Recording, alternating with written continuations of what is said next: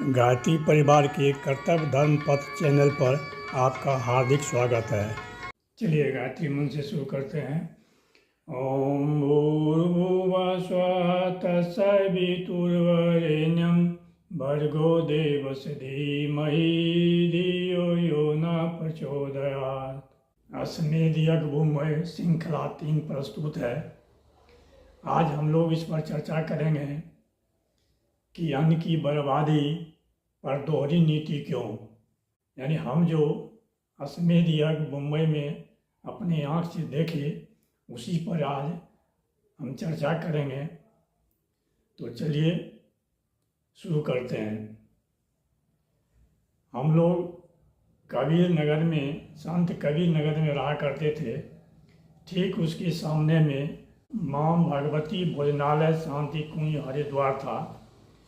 उसमें जब हम नाश्ता करके और पत्तल को डस्टबिन में डालने के लिए पंडाल से बाहर आते हैं तो वहाँ देखते हैं कि एक स्वयंसेवक अपने ड्यूटी पर तैनात है और वो एक 70+ महिलाएं को कह रहा है कि ये जूठन आप क्यों फेंकने जा रही हो, इसको खा जाइए।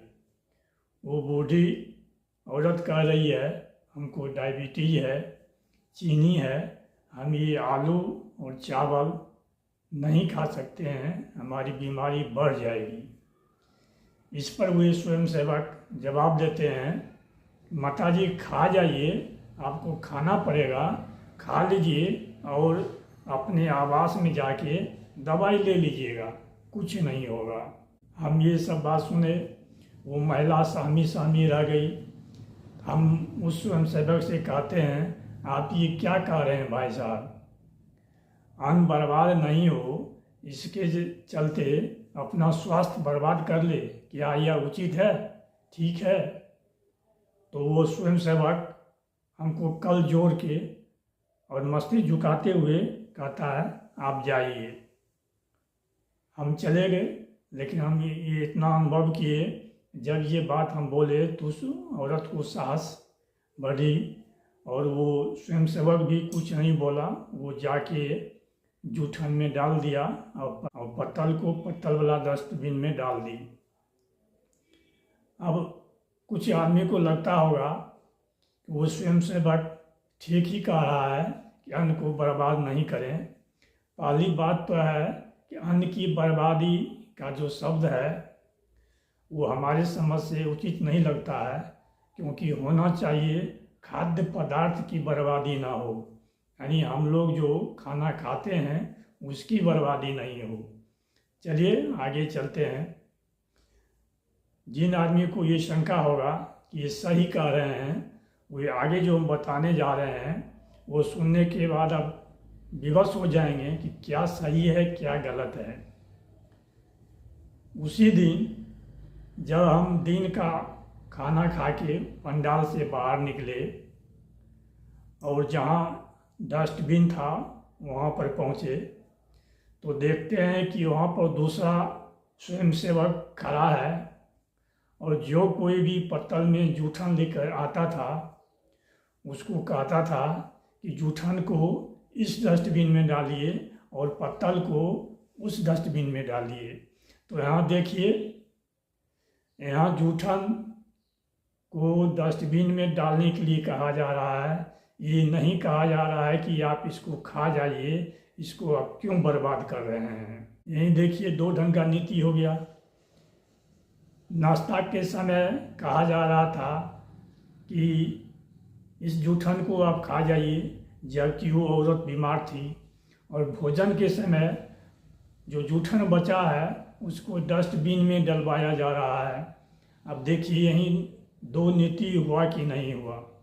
वैसे भी हम लोग इस यज्ञ में देखे हैं कि जो बासी बचा हुआ होता है, पूरी हो या चावल हो, उससे कुछ नया नया बना के दूसरे दिन परोसा जाता था और पराया हर आदमी खाते भी थे।